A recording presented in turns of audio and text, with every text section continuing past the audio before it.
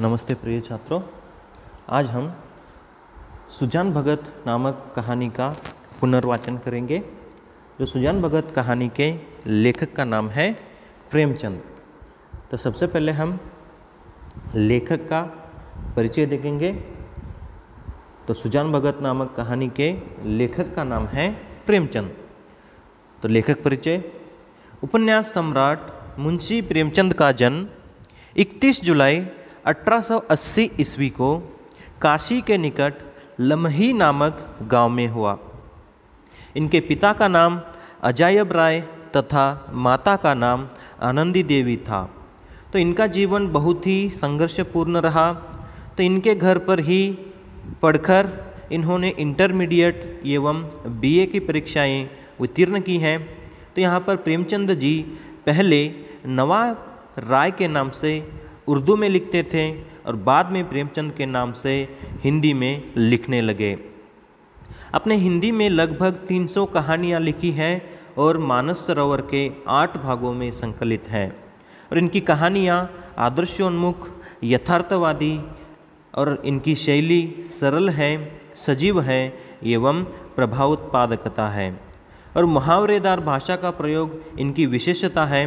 तो इनकी मृत्यु 8 अक्टूबर 1936 ईस्वी को हो जाती है। तो देखिए यहाँ पर आपके जो सुजान भगत नामक कहानी के लेखक का नाम है प्रेमचंद जी। तो प्रेमचंद जी का जन्म 31 जुलाई 1880 यानी 31 जुलाई 1880 में इनका जन्म लम्ही नामक गांव में होता है। इनके पिता का नाम है अजायब राय और इनकी माता का नाम है आनंदी देवी। तो इन्होंने बहुत सारी कहानियों को लिखे हैं। तो लगभग 300 से अधिक कहानियों को प्रेमचंद जी लिखे हैं। तो प्रेमचंद जी को उपन्यास सम्राट भी कहा जाता है। तो यहाँ पर प्रेमचंद जी की प्रमुख कृतियाँ हैं जिनमें है उपन्यास सेवा सदन, प्रेमाश्रय, रंगभूमि, निर्मला, कर्मभूमि, गबन, गोदान आदि। तो इतने उपन्यास हैं यहाँ पर, ये सभी उपन्यास बहुत ही अच्छे हैं। तो यहाँ पर आज के समाज में जो घटना घटती है, समाज में जो कुप्रथाएं चलती है, समाज में जो आचार विचार चलते हैं, उन सभी विचारों को प्रस्तुत करने का प्रयास वे अपने उपन्यासों में किए हुए हैं। तो प्रेमचंद जी के नाटक है करबला, संग्राम, प्रेम की वेदी आदि इनके प्रमुख नाटक हैं। तो इनका निबंध है साहित्य का उद्देश्य, स्वराज्य के फायदे, कुछ विचार आदि। तो ये सभी इनके निबंध हैं। जो प्रस्तुत कहानी सुजान भगत है, यह सुजान भगत कहानी ग्राम्य जीवन के परिवेश से संबंधित है। तो किसान सुजान के सुजान भगत बनने के बाद गांव में उसकी प्रतिष्ठा बढ़ जाती है, लेकिन अपने ही घर में उसका अनादर होता है। पुत्र और पत्नी द्वारा उपेक्षित भगत अत्यधिक परिश्रम कर ऐसी फसल उगाता है कि बखारी में अनाज रखने को जगह नहीं मिलती है और इस तरह वह अपना खोया हुआ अधिकार फिर प्राप्त करता है। और कठिन परिश्रम करने से ही मानव को धन, दौलत, मान, मर्यादा आदि प्राप्त होती है। और यही संदेश विद्यार्थियों को देने के उद्देश्य से ही इस कहानी का चयन किया गया है। तो यहाँ पर किस प्रकार से इंसान को परिश्रम करते हुए अपने जीवन को बिताना है, उसके बारे में इस कहानी में प्रेमचंद जी बताए हैं कि जब तक हम परिश्रम करते रहते हैं तब तक हम आराम से रहते हैं, जब हम परिश्रम करना छोड़ देते हैं तब ही हमारा अनादर होने लग जाता है। तो इस विचार को ही इस सुजान भगत नामक कहानी में मुंशी प्रेमचंद जी बताने का प्रयास बहुत ही बखूबी ढंग से किए हुए हैं। तो चलिए अभी हम पाठबोधन करेंगे।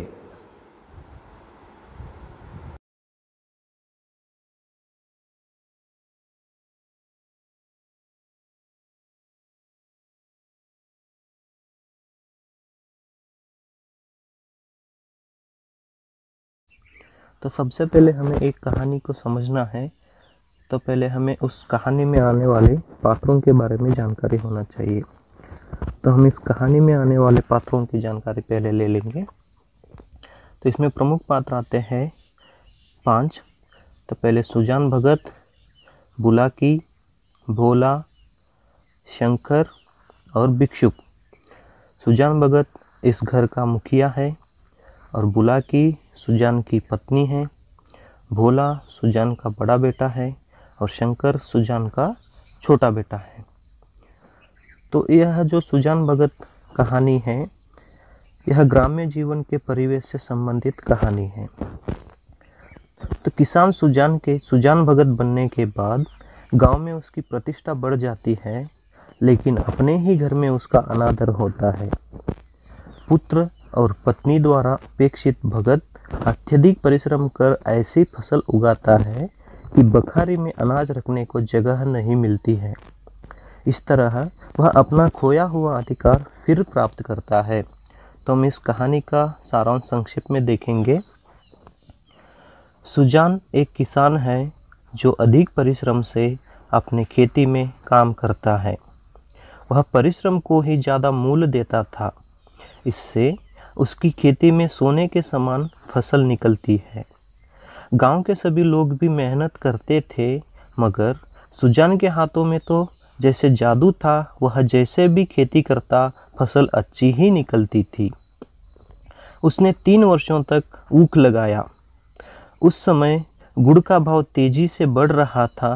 सुजान के हाथों में बहुत सारा धन जमा हो जाता है। सुजान धन आने के बाद साधु संतों की खिदमत में लगा जाता है। अनेक प्रकार के सरकारी अफसर जैसे हेड कांस्टेबल, थानेदार, शिक्षा विभाग के अनेक अफसर सुजान के चौपाल में रहने लगते हैं। तो सुजान बहुत खुश हो जाता है। सुजान की पत्नी का नाम बुलाकी, बड़े बेटे का नाम भोला और छोटे बेटे का नाम शंकर था। सुजान के घर पर दूध दही की बिल्कुल कमी नहीं थी। अब उसका परिवार प्रतिष्ठित परिवारों में गिना जाता था। उस समय गांव में केवल 3 कुएं थे, जिससे गांव के बहुत सारे खेतों को पानी नहीं मिलता था। सुजान ने वहां पे एक पक्का कुआं बनवाया जो सबको उपयोग होता था। सुजान गांव के सभी लोगों को आमंत्रित करके बड़े पैमाने में पूजा करवाता है। उससे बहुत धन खर्च हो जाता है। सुजान की सोच थी कि धर्म के मामले में पैसों के बारे में नहीं सोचना चाहिए। तब से सुजान महतो सुजान भगत बन जाते हैं। यहाँ पर महतो का अर्थ होता है मुखिया। वह हमेशा सच्चाई के मार्ग पर चलता था। गांव में उसकी इज्जत दिन प्रतिदिन बढ़ रही थी, मगर वही इज्जत उसकी अपने ही घर में कम हो रही थी। वह बहुत सालों से अपने घर का स्वामी था, मगर अब उसके घर में सारे फैसले उनके बेटे ही करने लगे थे। धीरे धीरे सुजान के हाथ से उसका अधिकार छीन लिया गया। एक दिन सुजान की पत्नी बुलाकी ओखली में दाल छांट रही थी। उसी समय दरवाजे पर एक भिक्षुक आ जाता है। वह भीख के लिए जोर जोर से चिल्लाता रहता है। बुलाकी चुपचाप अपना काम ही करती रहती है। उसको देखकर सुजान खुद उस भिक्षुक को अनाज देने के लिए आगे बढ़ता है। तो सुजान का बेटा भोला पिता के हाथों से अनाज को छीनकर बहुत सारे कड़वी बातें सुनाता है। भोला अपने बातों से अपने पिता को यह एहसास दिलाता है कि वह कमाता है, उसकी मेहनत की कमाई है, उसको भिक्षुकों को देकर खाली न करे। अपने बेटे के ऐसे बातों को सुनकर सुजान दुखित होकर शाम को एक पेड़ के नीचे जाकर बैठता है। तब बुलाकी पति को खाने के लिए बुलाने जाती हैं। सुजान अपनी पत्नी से कहता है कि मुझे क्यों खाना खिला के अपने बेटे के मेहनत का अनाज खराब करोगी, कहता है। सुजान को बुलाकी पे इसलिए गुस्सा था कि जब भोला पिता का अनादर कर रहा था तो बुलाकी चुपचाप देख सुन रही थी। तब बुलाकी कहती है, अब बच्चे बड़े हो गए हैं, वही कमाते हैं। स्वाभाविक है कि जो कमाता है घर में उसी का राज होता है। यही दुनिया की रीत है। हमें बच्चों से पूछकर काम करना चाहिए। बच्चों को जो अच्छा लगे वही करना चाहिए। सुजान को यह बातें पसंद नहीं आती हैं। जो कुछ था सुजान के कमाई से ही था। अब तक वही घर का स्वामी था, अब अपने हाथों से सत्ता छीनते देख वह वहीं बैठकर अपने मन में ही फैसला करता है कि वह अपने पुराने दिन वापस लाएगा। अपने गांव जैसे अपने घर वालों की दृष्टि में भी वह अपने लिए सम्मान बना के रहेगा। रातों रात उठकर सुजान खेत जाता है, चारा काटने लगता है। सुबह उठते ही जब बुलाकी देखती है तो वह दंग रह जाती है उतना सारा चारा देखकर। जब भोला किसानों के हाथ खेत पहुंचाता तो तब तक सुजान आधा खेत जोत चुका था। भोला चुपचाप रहा, उसमें अपने पिताजी को कुछ कहने की हिम्मत नहीं थी। दोपहर के धूप में भोला थक जाता है, बाकी किसान भी अपने हल छोड़ देते हैं, मगर सुजान बिल्कुल नहीं थकता है। उसकी मेहनत देखकर सबको बहुत आश्चर्य होता है। सुजान दिन रात एक करके उसके बेटे से जो कभी निकल नहीं पाई थी उतनी अच्छी फसल उगाता है। सोने के समान खेत में फसल लहराने लगती है। उसको देखकर भोला को अपनी गलती का एहसास भी होता है कि उसने अपने पिता का अनादर किया। सभी खेतों से 3-4 गुना ज़्यादा अनाज निकालता है सुजान के खेत से। चैत का महीना था, हर तरफ अनाज के ढेर लगे थे। पहले के जैसे बहुत सारे भिक्षुक सुजान को घेरे हुए थे। उनमें से एक भिक्षुक वह था जिसको सुजान ने भोला के अनादर के कारण वापस भेजा था। उसको देखकर सुजान ने उस भिक्षुक को अपने मन मुताबिक जितना चाहे उतना अनाज भरकर ले जाने के लिए कहता है। वह भिक्षुक हिचकिचाता है तो सुजान एक चादर में खुद एक गठरी भर के अनाज भर के दे देता है। उस भिक्षुक को जब वह गठरी उठाना नहीं होता है तो सुजान से कहता है कि मुझसे इतना नहीं उठ सकेगा। तो उस समय सुजान भिक्षुक के गांव का पता पूछकर खुद उसके गांव अमोला, जो भिक्षुक का गांव है, अमोला तक अनाज पहुंचाने जाता है। 8 महीने के परिश्रम से आज सुजान को यह फल मिला था। आज उसने अपना खोया हुआ अधिकार फिर से पाया था।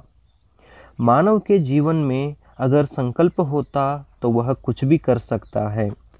नामुमकिन को मुमकिन करने की क्षमता मानव में है।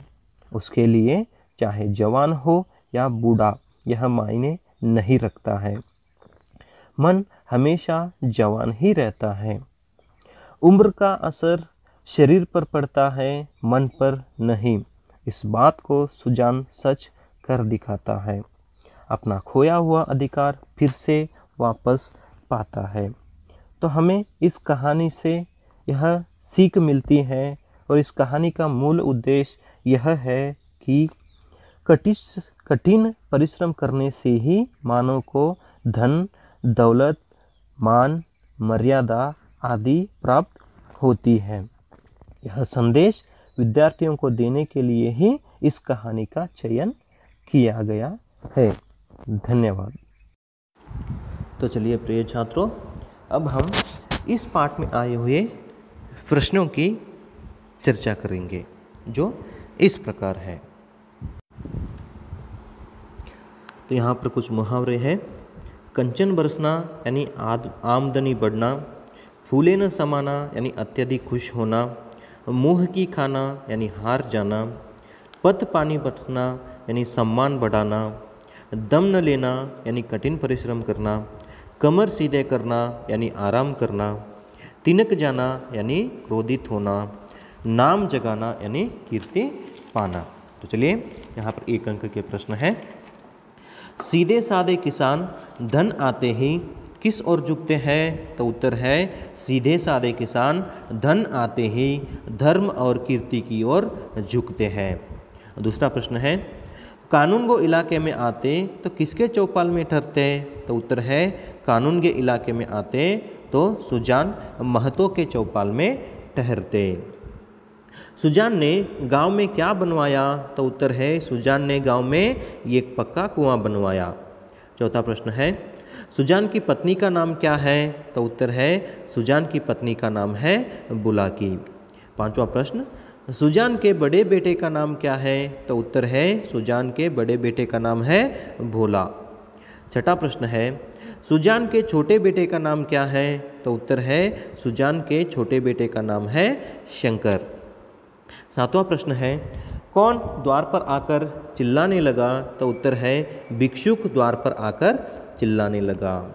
आठवां प्रश्न है बुढ़ापे में आदमी की क्या मारी जाती है? तो उत्तर है बुढ़ापे में आदमी की बुद्धि मारी जाती है। नवा है घर में किसका राज होता है? तो उत्तर है जो कमाता है उसी का घर में राज होता है। 10वां कटिया का ढेर देखकर कौन दंग रह गई? तो उत्तर है कटिया का ढेर देखकर बुलाकी दंग रह गई। कटिया यानी यहाँ पर घास कहते हैं। 11वां सुजान की गोद में सिर रखे किन्हें अकथनीय सुख मिल रहा था? तो उत्तर है सुजान की गोद में सिर रखे हुए बैलों को अकथनीय सुख मिल रहा था। और 12वां प्रश्न है भिक्षुक के गांव का नाम क्या है? तो उत्तर है भिक्षुक के गांव का नाम अमोला। तो आगे निम्नलिखित वाक्य किसने किससे कहे? तो पहला प्रश्न है धर्म के काम में मीन मेष निकालना अच्छा नहीं। तो इस वाक्य को सुजान भगत अपनी पत्नी बुलाकी से कहता है।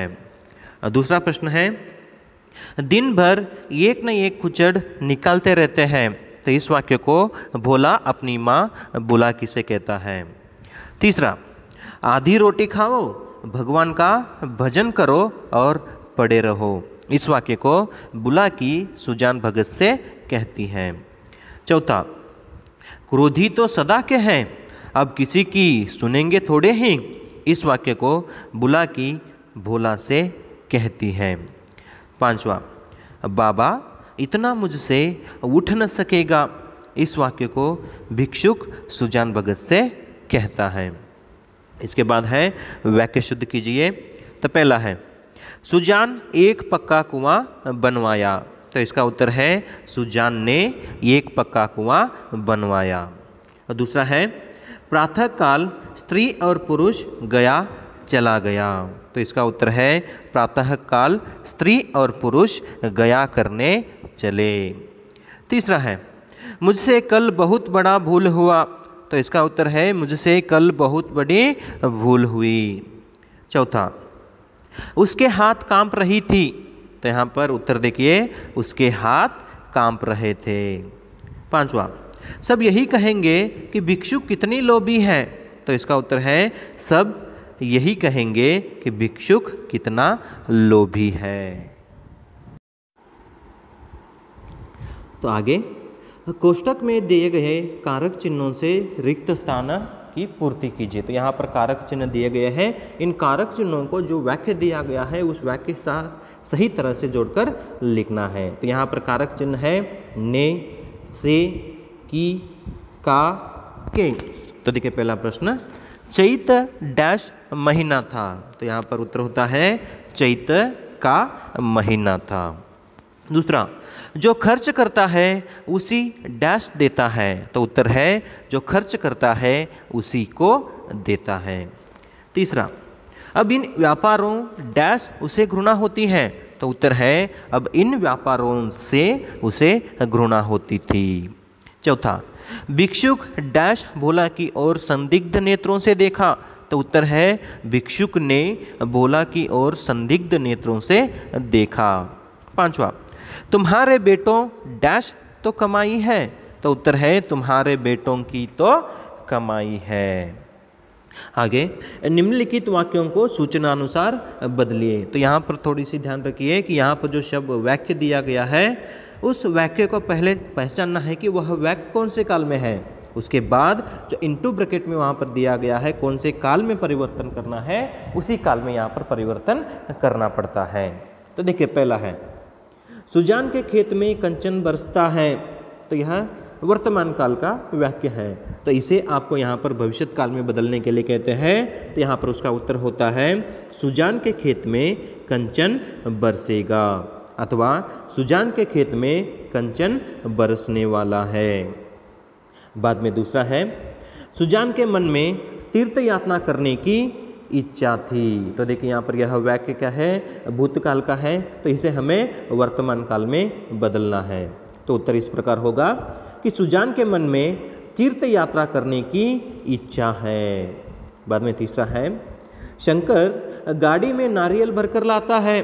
तो यह भी वर्तमान काल का है, तो इसे हमें भूतकाल में बदलना है। तो देखेंगे भूतकाल में बदलते समय कैसा होता है कि शंकर गाड़ी में नारियल भरकर लाता था, अथवा शंकर ने गाड़ी में नारियल भरकर लाया।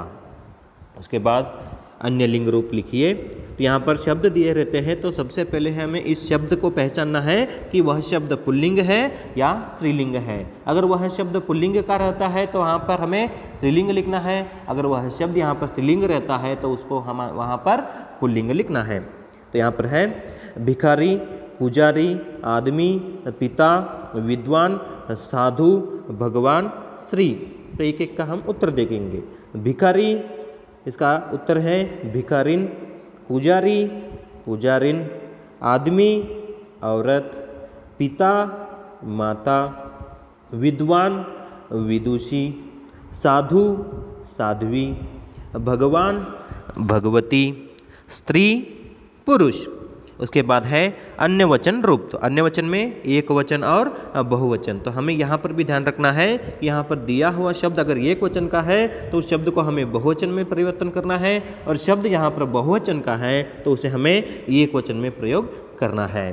तो घर, घर का घर ही होता है। बात, बातें, अभिलाषा, अभिलाषाएं, लड़का, लड़के, रोटी, रोटियाँ, भिक्षुक, भिक्षुकजन, महीना, महीने, टीका, टीकाएँ। उसके बाद है विलोम शब्द। विलोम शब्द यानी ऑपोजिट वर्ड्स। तो मुरझाना, इसका ऑपोजिट वर्ड यानी विलोम शब्द है खिलना। जीवन, इसका विलोम शब्द है मरण। सुख, इसका विलोम शब्द है दुख। आशा, इसका विलोम शब्द है निराशा। भलाई, इसका विलोम शब्द है बुराई। सुंदर, इसका विलोम शब्द है कुरूप। मुश्किल, इसका विलोम शब्द है आसान। इस प्रकार से हमने सुजान भगत नामक कहानी का संक्षेप में अध्ययन किए हैं। तो मैं आशा रखता हूँ कि शायद आप लोगों को समझ में आया है। धन्यवाद।